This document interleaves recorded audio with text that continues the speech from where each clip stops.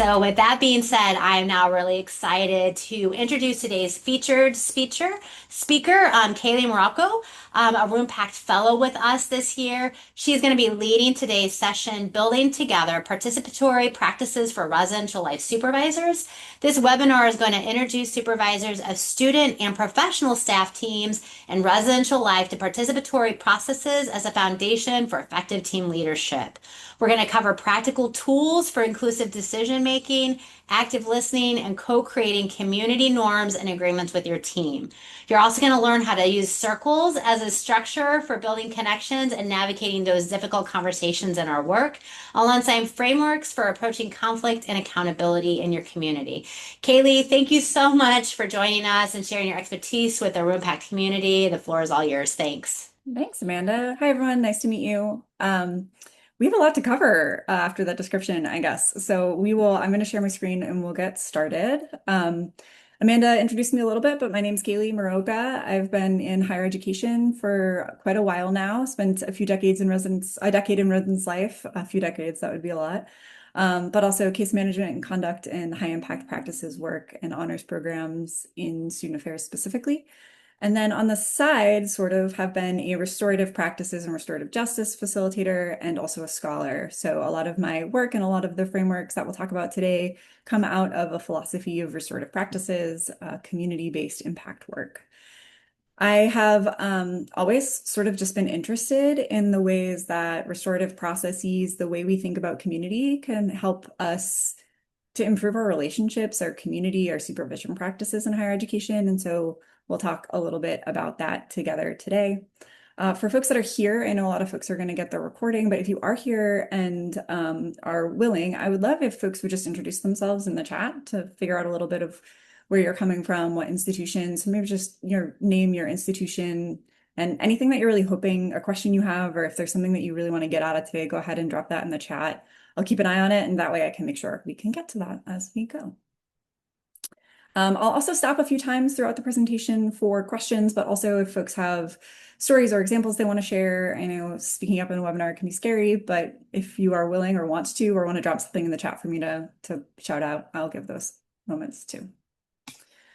Amanda mentioned the Roompact and Residence Life Conference. If you want to come hang out with me and the rest of the Roompact fellows, information about that is on the screen, and I'm sure folks will share more about that as we come. Okay, so today this is sort of what I'm thinking we want to get through. And so today my goal is really to share some ways of deepening and thinking more strategically about staff teams. It can be students, it can be professional staffs, it can be all of the folks that we're working with in our environments, but really thinking about our intentionality around we're about to enter a new year. We have some opportunities in trainings and orientation and ways to build new teams that we're able to come back to square one, really think intentionally about how we want to build and structure that team. And so some of this will be probably familiar. It could be things that you're already integrating. And my goal is to help us think differently or just think a little bit in a new way about the why behind those things that we do and help us to hone those practices so that we're being more intentional with our teams. So what we'll talk about today, we'll spend a little bit of time talking about why this is important, why this matters. And then we'll spend some time talking about setting community agreements and community and sort of collective accountability within our teams. It's a great time to be thinking about it as we're coming up on a new year. And so polishing up and thinking really intentionally about how we're building that collective accountability with our team is really important. We'll spend a little bit of time talking about decision making and some time thinking about the way that we can be good communicators of information to our teams, even when we're not the decision maker, because I feel like that happens to a lot of us as we're supervisors. People make decisions and, we go into our staff meetings or our one-on-ones with a lot of sort of tasks or things to share about decisions that have been made that maybe we weren't even a part of. So thinking about decision-making in general and how we can either make decisions ourselves or be good sort of advocates and communicators to our teams around decisions. And then we'll sort of talk about some tips and tricks. Hopefully, if other folks are wanting to share some best practices that you have that you're like, oh, this really works, this is my favorite thing to do with my team, be thinking about that now or as we're having our conversations, so you can also share that at the end. Seeing a lot of great introductions. Good to see all of you. Excited to dive in. Okay.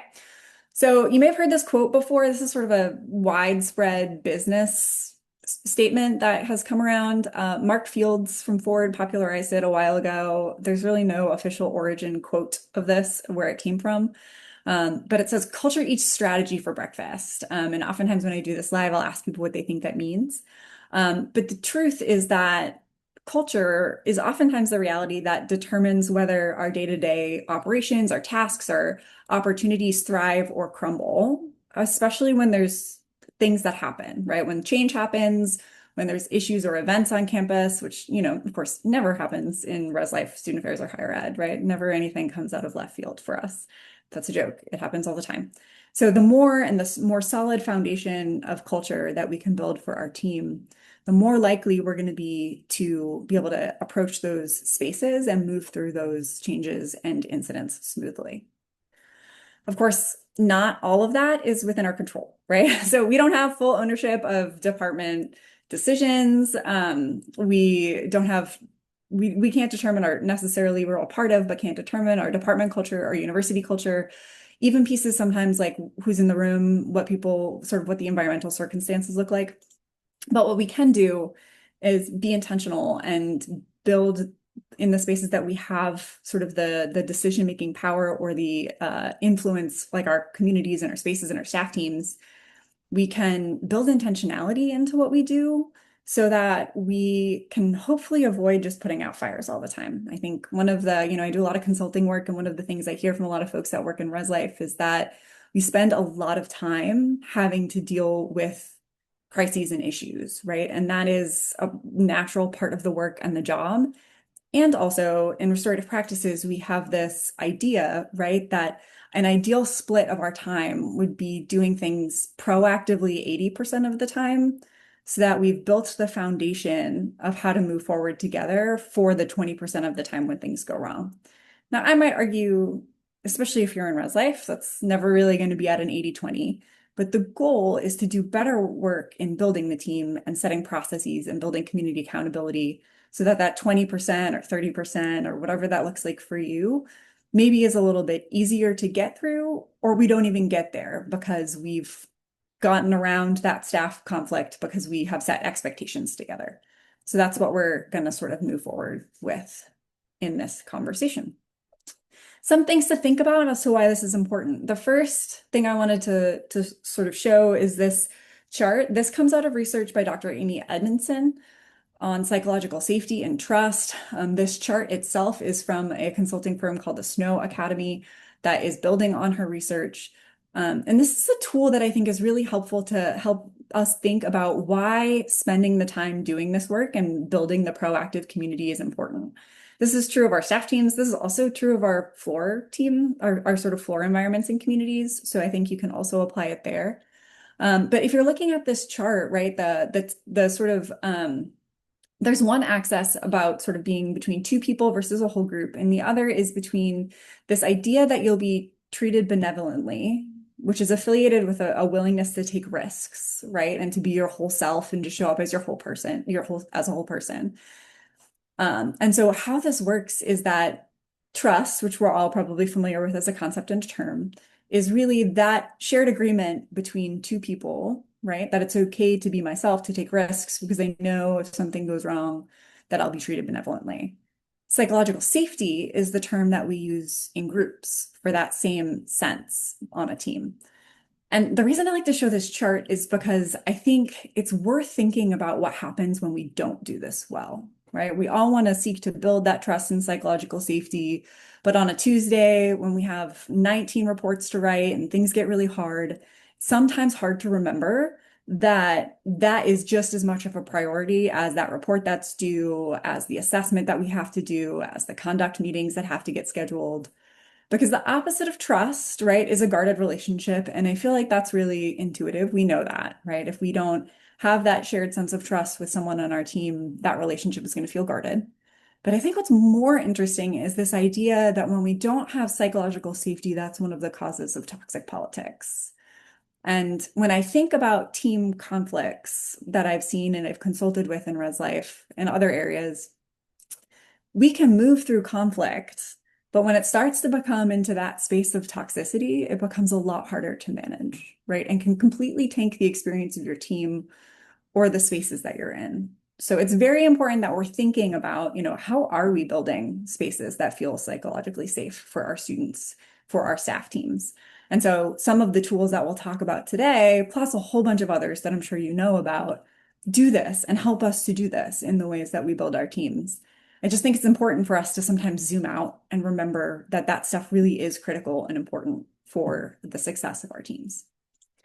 The second thing that I wanted to share that's kind of like high level as the why and something to think about, this chart comes from a lot of restorative practices work. This specific one comes from work out of the International Institute for Restorative Practices. This is called a whole bunch of different things. If you've done restorative practices work, social discipline window, restorative matrix, relationship matrix, it's been renamed a million times. But the whole idea of this chart is to help us think about the way that we orient ourselves in relationships. Particularly, I think it's helpful for when right, am in a place of leadership where I have authority, particularly over a team. So what you'll see if you're looking at your screen, right, is that there's an axis of accountability from high to low and an axis of support from high to low. And the idea behind this chart is that we want to show up with people in a way that is both high accountability and high support. And we can think about that in a few different ways, right? So if you think about showing up with a high level of accountability and a high level of low support, you'll sort of be in that top left column. We think of that as sort of doing things to people, right? And we can think about that and I'm sure you can think about a leader in your life that you can think about that led with a high level of accountability and potential a little bit lower support. And some of us might even go to that when we're stressed, overwhelmed, and have a million tasks on our plate, right? Let's get the boxes checked. Let's make sure that people are getting done what they need to get done. It doesn't matter how they get there. I just need my deadlines met, right? And it's not always a bad thing and not always a bad place to be. But when we're thinking about our overall supervision strategy, we want to think about what that sort of does to a team. On the other corner, right, when you think about low accountability and high support, we talk about that as sort of a for orientation. We're doing things for people. And in that space, right, oftentimes we are okay, so I'll just tell you all a story. So when I first started supervising in residence life, I found myself with a super big team, and I was maybe just 4 or 5 years senior of that student team. And I really wanted to be the supervisor that everybody was like, wow, Kaleigh's a great supervisor, right? And so part of what that did for me is that it meant that I wanted to provide a very, very high level of support for my students, which I carried throughout my career and would continue to do. However, because I wanted to be liked, sometimes I would make decisions where I would lower the accountability for students. I didn't want to hold them accountable for a missed deadline. I didn't want to hold them accountable for that thing that they said that made someone else in the team uncomfortable. Or if I did, I wanted to do that in a way that would make sure to maintain that relationship, which is important. But what ended up happening, right, is that when I lowered the amount of accountability that I was showing, that was unfair to the person in my team that never missed a deadline. And that person or that group of people ended up feeling a little bit resentful because they were like, why am I always meeting my deadlines if other people on the team don't have to? So it ended up causing some community issues and some team problems. So we think about in restorative practices, sort of that top right box as being a space that we can aspire to be in. Not every single time we have to be working with students. We call that sort of the with box. We do things with people, not to or for them. And we define that as finding a high balance of accountability and a high balance of support. Now, why this is important, consistency is critical in our supervision. This probably isn't the first time you've heard that. And when we move through this model, I use this as a reflection tool for my leadership style to this day. When I have to make a difficult decision about a hard conversation, when I think about the way that I'm showing up with the team that I work with, I'm thinking oftentimes about how am I maintaining both a high level of accountability for the team and matching that with a high level of support. So they feel challenged, but also they feel supported and cared for. And so this is a super simple way that you can think about your supervision approach to working with your team, whether that's students or staff. This is also a really great tool for communication, right? So I actually used to put this in front of the staff that I was supervising at the beginning of the year as a way of giving a shared language of feedback for us, right? So instead of a student coming and saying, I'm not feeling great about that conversation, right, that we had, they're able to say, I feel like there's a high level of accountability right now for how much we have to do, but I'm not receiving the amount of support that I need to feel like I can get that done. So it creates a shared language in a way for you to have more productive conversations with your staff team. So this can be a really powerful tool, which I will make sure when we get these materials sent over, or Amanda, I'll make sure we get the references out that you have the link for this. So if it's something that you want to use with your team, you can. So those are just, again, sort of two frameworks or ways of thinking about why this is important and ways that you can think about framing the way that you want to start building your team from a bigger picture. So I'll pause there before we move on to some practical things and just say, are there any questions? Are there things that are coming up or things that you don't understand, applications that you might want to hear about, or ways that you've seen this work in your sort of the space that you're in, that you've seen it work well, that you'd want to talk about? Feel free to drop it in the chat. I'll give it a second, or you can raise your hand or unmute as well.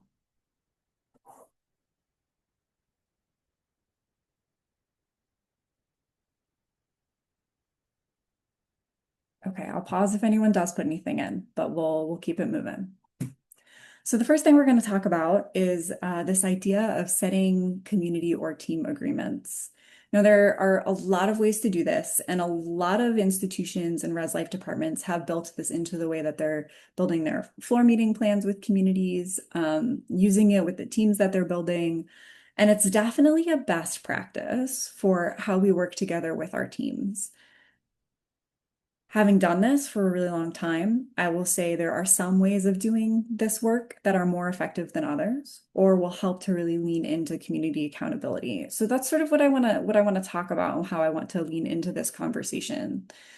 Community agreements or team agreements, or how we do things here as a team, whatever you want to call them, are most meaningful when they're genuine and co-created. So they're not a list that you're going to steal from this presentation when I give you examples and put in front of your team and say, this is how we're going to show up together, right? It's something that is meaningful and is something that has been collectively come together with your entire team that everybody feels they can buy into. So it's real. It's not just performative. It's not just something that you're saying is going to happen.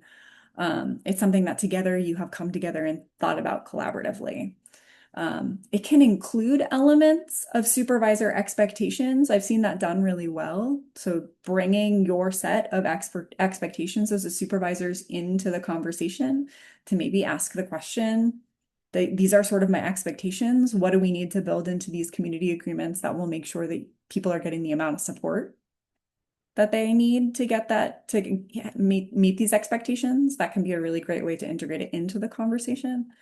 But it shouldn't just be a list that you as a leader of a team are putting in front of your team and then calling them community agreements, right? We want that to really be something that people can hold on to and be a part of.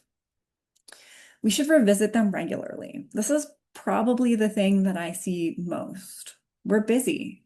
We have 5 million things to talk about in every staff meeting. And so we maybe do community agreements at the beginning of the semester, and then maybe they sit on the wall, maybe they don't even sit on the wall, and we never really talk about them again.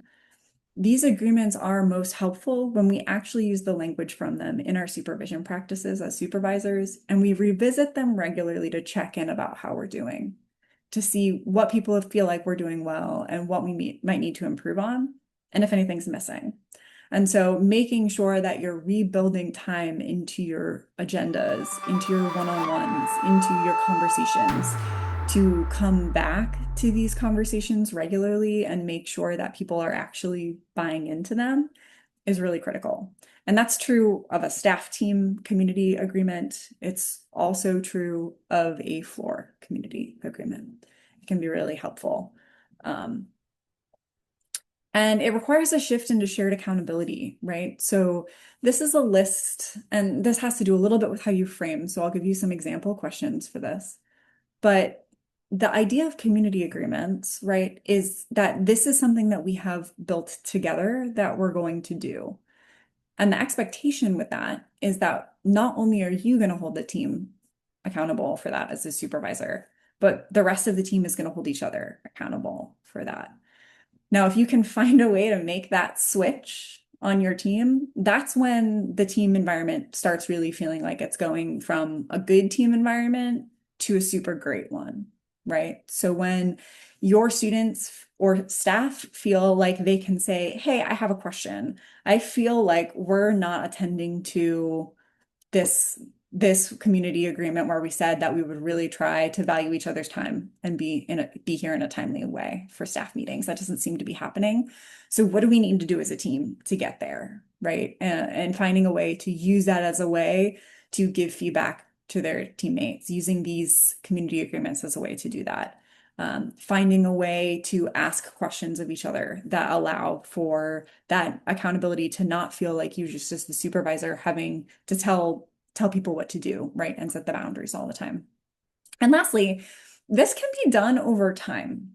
I've seen some folks work this into a curricular plan or a staff meeting plan to be like, okay, the very first thing we're going to do when we meet up with each other is we're going to set community agreements. Now, I don't know about you, and think about every team that you've ever been a part of.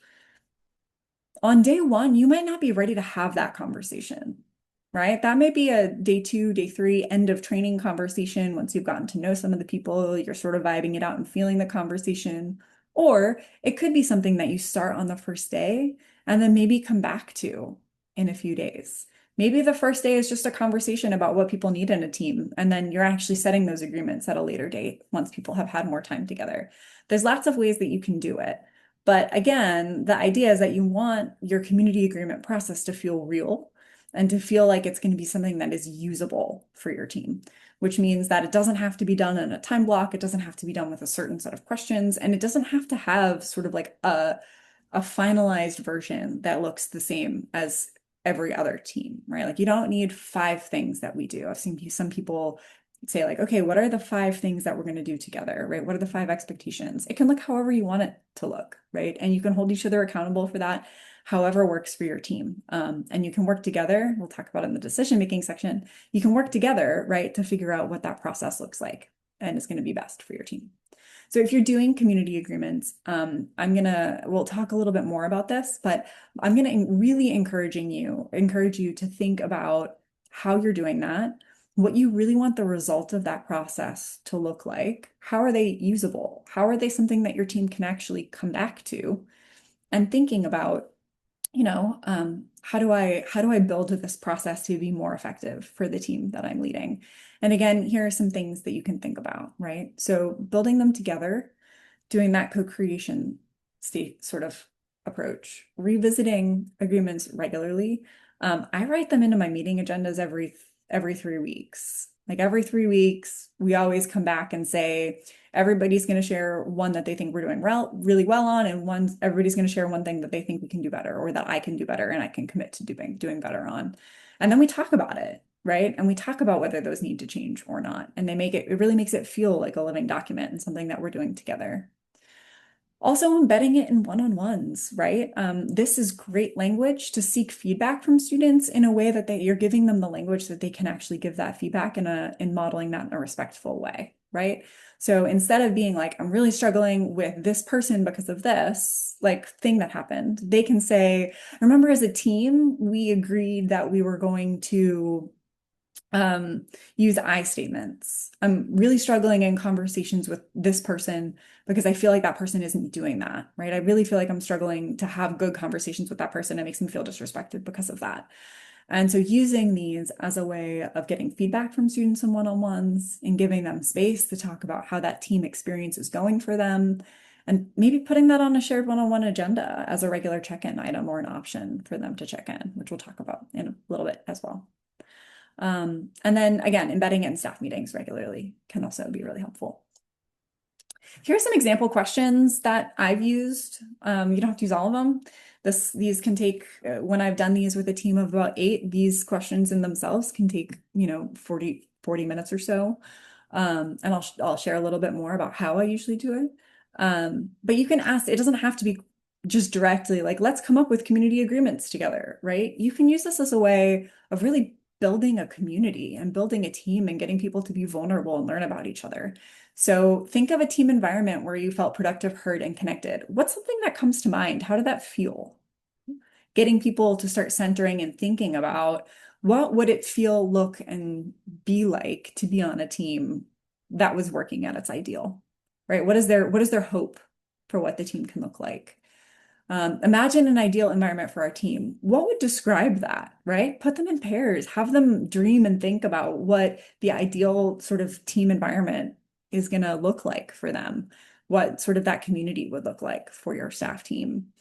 And then thinking about the practicality of it, right? Like what behaviors do we need to engage in to reach that place, right? Like in order to feel like we're all on the same page and really dedicated and connected, what needs to happen to get there, right? And then what do you need from others to get there? And that could be from each other and also from you as their supervisor. So getting them to actually think and talk through that question and listing those needs can be great. And then, turning it into action. So looking at this list of needs that you're hearing from your community members or your team members, what's one thing that you can personally commit to in order to make sure that we're getting there?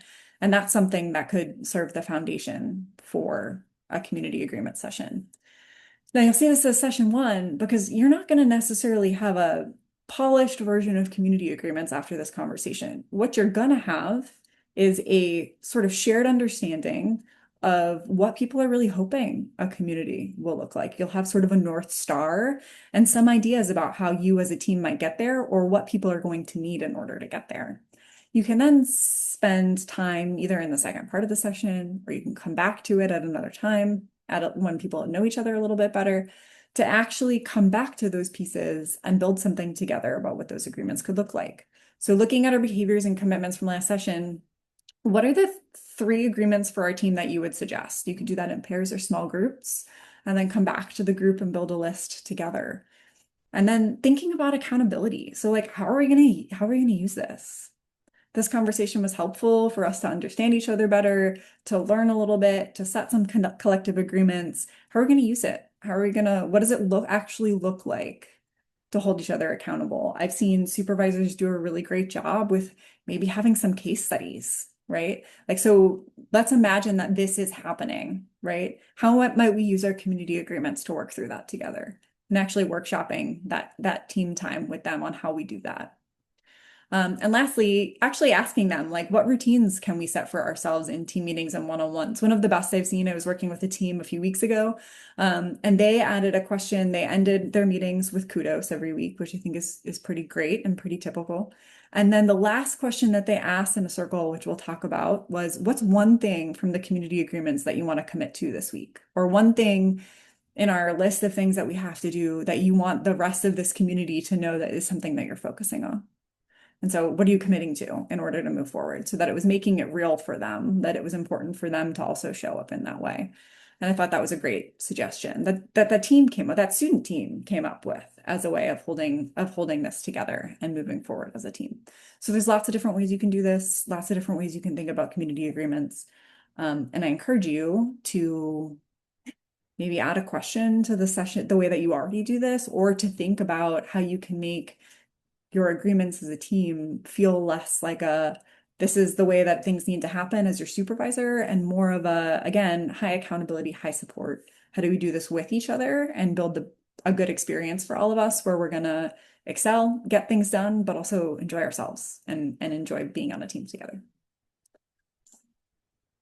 I also I always do community agreements in a circle. And this is a restorative practices technique that we don't have enough time to dig into the full experience of what a circle looks like. But I did want to kind of show this to you in the realm of community agreements and encourage you to think about how this could be helpful for your staff teams in general. So circle practice is a structured participatory approach to dialogue that helps to foster safety, connection, and shared voice. I will also just name that a lot of our students did circle practice at this point in K through 12 education. So this is something that feels normal to them and feels like something that builds community for them already. You can use a talking piece. I've seen some teams get really fun about this, like having a mascot. I saw someone They have a talking piece that it was some sort of stuffed animal or box, and everybody added a sticker or something that was important to them to the box to create like their custom talking piece. It can be a great way to build routine sort of in tradition on your team. It's also not required. If it doesn't feel like it works for you, there's no need to use a talking piece with circle work. You can just sort of go around in a circle. Um, in a circle practice, so generally like if you're sitting in a circle, one person would start and would you just sort of go around that circle in that order so that everybody has a chance to answer that prompt. So if you sort of look back to these questions, right, you might say to folks, you know, what's one thing that you personally can commit to? Everybody would have 30 seconds to a minute to think about that. And then you would go around the circle so that everybody had a chance to answer. They can choose to pass, right? So nobody feels pressured to share. You can encourage people for some topics to say, like, this is something that I'd really love everybody to share on, but it's okay if not. And what that does is it creates a space that's an opt-out culture instead of an opt-in culture. And I like to say why that matters is that we've all been on teams like, or in classes where there's one or two people that always are the ones to raise their hand or always the ones to have the question or the answer. And if you were like me, I was never the first person to raise my hand because I was a processor and I was a little bit shy when I was in college. So having a process that sort of allowed me to get used to the idea that my voice mattered and that I had a space to do that, I didn't need to put myself in front of someone else to do that, was really transformative for my learning. So when you use these types of processes, you're allowing people to say, I know it's you want to hear my voice, but I don't have anything to share this time, rather than just waiting for the folks that feel like they do have something to say and they're willing to jump out in front of everyone else to say it, to opt in. So it helps to sort of create that environment where every voice is valued. So this helps with sense of belonging. This helps with that trust and psychological safety. And you can use it in these community agreement formats. You can also use it in check-ins throughout your staff meetings, right? Like, does anybody have any questions? Let's do a quick go around. So people can say, no, no questions, or they can say, yeah, I actually have a question, right? And jump in and share what that question is. So this can be a really good tradition to build with your teams. It doesn't have to be super formal. It can just kind of be how you run meetings and have conversations. And I think probably for a lot of folks, even if you're not doing a formal circle practice, you might already do something like this. If you do something like roses and thorns or clouds and silver linings, there's all of them, right? Like the great thing that's happening and the challenge that's happening at the beginning of a meeting, that's a circle practice, right? So we can just take that idea and that way of doing things and apply it to other conversations that we're having. So I encourage you to think about how you use that in your meetings. I'll also just say, if you notice in this picture, there's no table. So I'd encourage you to think about the environmental setup of your space. Do you always need a table with a laptop and people to be able to take notes for the whole meeting, right? So I've seen some people set up they do a circle at the beginning and then they come over to a table, or they sort of, when they're doing a circle, they like move everything to the side on the table so that they can actually see and talk to each other. So you can really think about and actually build that into your community agreements, what you want that space to feel like in your conversations. Okay, so here are some examples that I've seen teams put together for community agreements. It's everything from how we talk to each other, so things like take space, make space, be aware of how much space you're taking up in a conversation, essentially. Speaking from an I perspectives, all the way down to remember we're part of a larger system, so getting our part done matters to the team, and that was specifically about reports and things that didn't feel day to day as important to some folks on the team, recognizing that not getting things done or not getting things done on time or not getting that programming assessment in, we're actually holding back the success of the community in some way. So that was a way of them holding each other accountable for making sure they were getting through things. I'm curious if folks do community agreements, if you have any that you've seen come up in your team or that you would suggest for a team that are really, really effective.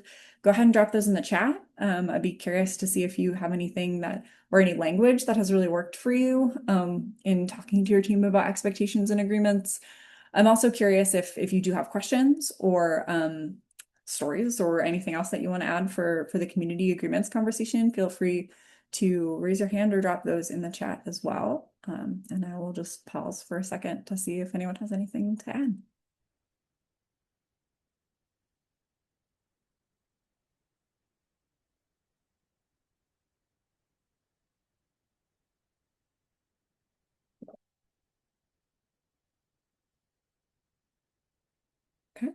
I'm just continuing to move along on time. So if you're typing something or you have something to add, send it and I'll pause and come back to it. But I'm gonna keep moving. Okay, let's talk about decision making. So decision making is probably one of the most critical pieces of leadership work that that I think isn't taught well sometimes. I teach an entire class about this in our community leadership program, thinking intentionally and critically about how we make decisions, how we communicate decisions, how we move forward as teams and communities in about decisions. We make countless decisions every day as leaders, and oftentimes are in spaces where we are communicating or enforcing decisions that have been made as a larger team, or maybe even above our heads that we had absolutely nothing to do with. Things that came down from the school, things that came down from the department level, training requirements that we have to share with our staff and our students that we had nothing, sort of did not have a chance to make a decision in. So there's lots of different levels of incorporation into a decision-making process that we can land within our roles as leaders. And there are three principles to decision making that I think are really helpful. These come from the FAIR process model, the citations on the screen, sort of the original model for that, where it came from. And I just think that these principles are so helpful for language to think about decisions. And I mean that in a lot of different ways, right? So one, it helps me think through my decision-making process when I'm the decision maker. It helps me think through how to communicate and work through decisions when I'm not the decision maker, but maybe I'm a middle body or a middle manager sort of in the process, communicating that to my student team or my staff team. And so these three pillars, the first is engagement. So thinking about the question there really is, who's going to be impacted by this decision? And do we have all the information we need to make that decision? The idea behind that is, right, that we want to, when possible, involve people in decisions that impact them in order to create trust and psychological safety, inviting their input, obviously actively listening when we can, demonstrating perspectives, etc. And this is a great part in the decision-making process if you are the one making the decision, to use those circle processes, right? To really hear what people want and sort of engage them in that decision-making process. You can do this about really high risk, high level topics. You can also do this about how we want to decorate our homecoming float, right? In order to create some good decisions among your team. In this model, after the engagement, you ask, who's gonna be impacted by this decision. You figure out, I've heard input. There's a decision maker, right? So that might be you as a supervisor. That might be someone on your team that you've delegated to make the decision, maybe a lead staff member or a committee leader. Someone makes the decision. And then there's a whole half of the decision-making process that happens after the decision is made, right? And sometimes I think this is where we get into hot water when things are moving really quick. The first is explanation. So communicating when possible, right? Obviously, there will be things that we can't share the whole story, but communicating as much as possible about the reasoning behind decisions. And what research shows is that even if that's not what you wanted to move forward, if you felt like you were engaged in the process and in the explanation, you feel like your perspective was heard, you're more likely to be like, okay, I can go along with that, right? So the process of engaging people matters in the decision-making process. And so explanation is a critical part. How are we explaining those decisions when we can?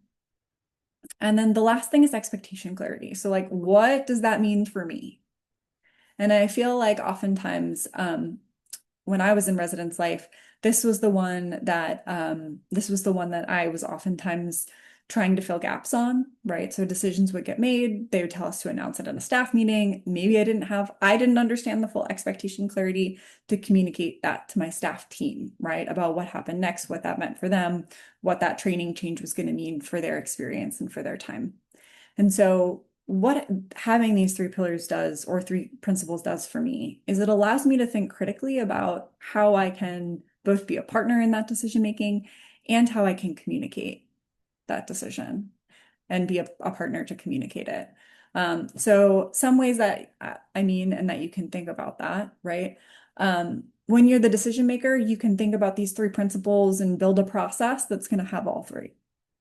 When you're maybe not the decision maker, but you are in spaces where you can ask more questions, you can advocate or ask more questions to try to get at these things, right? Like asking the question, okay, so you want me to communicate this change to our staff team? Can you tell me a little bit more about what I can communicate them about why that decision was made and what needs to happen for them in order so that they feel like they know what needs to happen next. So you can advocate for that information. And as the person communicating that decision, you can just think through all three of these components in the way that you're sharing updates with your teams. Knowing that if you are just sharing decisions that have been made, changes and updates, but you're not in any way touching on explanation and expectation clarity, that can create uncertainty for the team. So as much as possible, right, when you are, as a leader, demonstrating these three steps, what that can do is it can create that trust and psychological safety because there's a predictable way of decisions getting made or you communicating those decisions. And then what happens is in those situations where it wasn't your decision or something that you didn't have influence or control over, people are more likely to be like, to not attribute that decision to you as a supervisor because they understand that generally you are going to engage them when possible in making a decision. And so as you think through the way that you're making decisions with your team, think about how can you use all three of these principles. As you're thinking about all of those updates you got to communicate to your team and all of those changes, think about how can I talk about how all three principles of this process happened, right? And use it to sort of craft my message around decisions and things that people need to know. And what that will do is start to create a little bit more of a bubble of trust for decisions. And so I actually usually tell people when I can do consulting projects with them to actually just share this language with their team. Say like, hey, this is three ways of thinking of three principles and three sort of steps for making a decision that I think are really important. This is how I'm going to try to do it. So like when when we're talking about a decision that needs to be made on an agenda, I said homecoming float earlier, it's kind of a silly example, right? But like, let's have a conversation. Let's engage around getting everyone's perspective on what we should do. And then, someone's going to make a decision and explain why. And then we're going to talk about what we need to do to make that the best thing we possibly can. And so actually like walking through people through that language and process can be really helpful.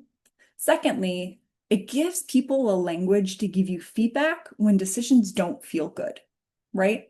So when the thing comes down that you have to tell your team, instead of them just getting upset and frustrated and angry, instead what you start to see happening is you start to see people say, okay, I hear that.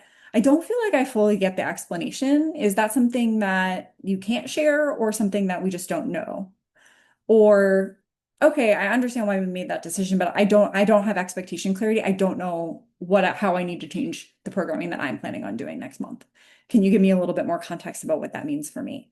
And so that shared language can lead to better conversations and better feedback on your team and allow you to hold each other better accountable in those moments. That's what I wanted to share about decision making. So if there's any questions or things about that, please feel free to drop them in the chat. And otherwise, I'm going to move on to just some general tips and tricks that will kind of pull these pieces together. And then we'll have some time for questions at the end if people have them. Otherwise, we will wrap up.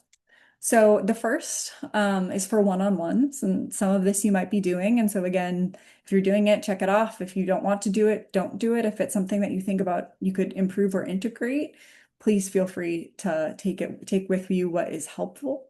Helpful to have an agenda to build routine and structure. It's not just about making sure you're checking off all the things on the list, but it's helpful for staff members to know what's going to happen in that meeting, to have some consistency in that, and to know their part in it. So if you're using sort of an agenda or a typical structure for your one-on-ones, maybe you build that together in your one-on-one or with your team. That can be really helpful to make those meetings feel less overwhelming and more regular. They don't have to be super complicated, right? Like first we just do a general personal check-in and then we talk about the process on different projects, and then we have some time to talk about feedback and bigger picture things, and then we wrap up, right? It doesn't have to be line by line agenda, check the bucket, but you can create sort of an arc of the conversation that can be consistent. Create time to ask questions so that you're listening deeply and understanding your team, and build time on the agenda for that, right? Um, I feel like you can either use the same questions, or as I'll talk about in a second, you can have a bunch of different questions that you could use. The fourth bullet point down, maintaining a question bank for varied conversation starters. I've seen some people use that really successfully. So they have a list of questions that during sort of the feedback part, students or their staff teams can pick a question and just kind of say like, this is a question that I want to lean into today, right? So like, what's feedback that you have for me, right? As a manager, are there any, do you have any blockages, anything that I can help get out of your way in order to get your job done better? What's one way that you want to grow or learn or do more in this role to help your future career? You could just have a sort of a bank of questions. You don't have to push a certain question. Maybe you just let them pick one or two from the list on that week, but depending on what they want to talk about, in order to sort of drive the conversation beyond just updates and back and forth, sort of one-on-one conversations and direction. Obviously collect feedback consistently and act on it. One of the things I do in all of my one-on-one conversations is that when we talk about feedback, when someone shares feedback, I try to circle back to that feedback that they gave me in the last session in their next one-on-one to make sure that I'm reflecting that I heard them. And if I've done anything or taken any steps in that direction, I try to fill those in there and ask for, have a conversation about whether there's more that need to be done, or share a little bit more about how I'm moving that forward. So I think if you can find ways to develop not just feedback opportunities back and forth, but feedback loops where you're showing that you're listening and following up on feedback, that can be really helpful. And one-on-ones are a great place for that. Return to the agreements one-on-one with people. Some folks might not be willing to jump up in a group and be like, we are being really bad at listening to each other in staff meetings. And that's one of our community agreements. So giving space in your meetings to say like, how are we doing, right? With the agreements we set, the agreements that I set, we set for me as a supervisor, and you set for the rest of your team. How are those going? And have space in that meeting to talk about that. And lastly, and folks know this, right? Creating space for professional and personal check-ins. Those are great developmental opportunities where you're modeling how to have good supervision conversations with folks that in their future might be supervisors, right? Might be leaders, might be in their student roles or in their future careers, having to lead these conversations. So a lot can happen in there in order to make sure that that community experience is going well. For staff meetings, establish routines and rituals. Talked about the roses and thorns. That's a great example of something that is a ritual or a routine that you can use in a tradition for your team that you use. Those make people feel connected. They make people feel like they're part of a community. Use circle practices, which we talked about, ending meetings with kudos. I shared the sharing one commitment for the week that can be about the community agreements. It could just be one thing that you want the rest of the team to help you, one thing that's on your mind that's a priority for you that you want other people to support you through. Obviously, building your shared team culture intentionally and taking time to really think about these pieces, integrate them into your planning. Centering the agreements, as we talked about, considering those decision-making and communication pieces. And then just monitor and be open about how you're using your time, right? If your staff meetings are becoming a slog of, we have to do this and we have to do this and we have to do this, taking a step back and being like, these meetings are a slog, right? Like, what can we do in order to get everything done that we need to get done and not make this time feel so heavy or so hard, right? So really monitoring the things that are happening and the way that that staff meeting time is landing, and get feedback about that from folks and be willing to make changes. And lastly, I think the ultimate trick, if I could go back to myself in an entry-level position or even in my mid-career and give myself one piece of advice as a supervisor, it would be to be more explicit with my language. I would share that matrix that I showed you of high accountability, high support, and the idea of being in the with space with people, with my supervisees earlier, so that when I wasn't doing something well, they could use that language to give me feedback and they would understand what I was trying to do. If that's not the framework you use for supervision, share the framework that you do use with them. Be explicit about it so that you're able to get that feedback directly and talk to them about it. I would use decision making and fair process language more explicitly, right? So that, as we talked about earlier, people would have the ability to feel communicated with and respected in those decisions. We would have some shared language to talk through those things and those moments of tension when they happened. The how matters as much as the what. So being explicit with things like community agreements, how staff meetings are feeling, how feedback loops are happening, thinking about processes as much as I was just thinking about what happened and the outcome, I think can be really, really critical. People will notice and value that intentionality and how much work you're putting into leading in a way that that highlights the participatory nature and the co-creative nature of the team. And lastly, invite folks into the process, right? It takes a little bit of strategic vulnerability as a supervisor to say, we're going to build this team together. It's not just going to be my vision for the team, it's going to be our vision for the team. But have enough trust in the team that you're leading to do some co-creation with them, right? To really think about, what does it look like when we all put our unique expertise together to make something happen? That's all I had. So if you do have any questions, feel free to raise your hand, unmute. If you want to drop a question in the chat, feel free. And while you think about that, I'll also say I have my contact info on the screen. So if it's helpful for you to follow up with an email asking about a resource or something that you need, or a question that you didn't want to ask, or if you just want to stay connected, feel free to find me on LinkedIn or shoot me an email. I'd be happy to connect.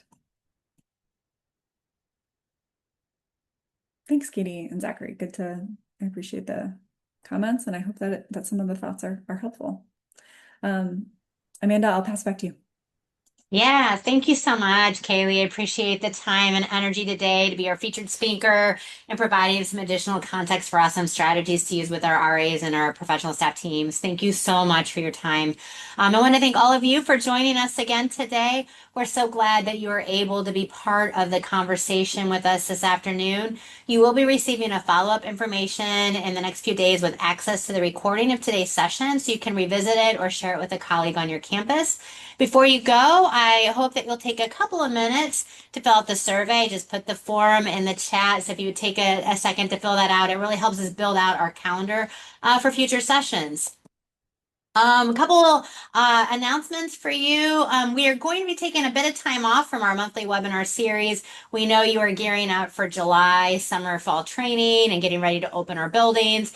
And so please know that we are coming back, but we're going to give you a little bit of space to get that done. Our plan is around September 24th to host the Myth of Buy-in, Designing Work People Actually Do, which is another Roompact Fellow presentation. We hope that you'll join us for that session. And just as one last reminder, Kaleigh, if you enjoyed Kaleigh today or any of our other Roompact Fellows, they are all available to do a 1-hour virtual consultation with you as part of their Roompact Fellow rule. If you're interested in learning more about that, or if you want to try to book Kaleigh for that 1-hour consultation, please reach out to paul@roompact.com and he will work to get that set up with you and with Kaleigh. And again, thank you so much for your time this afternoon. Good to see you all, and we hope to see you in September. Take care.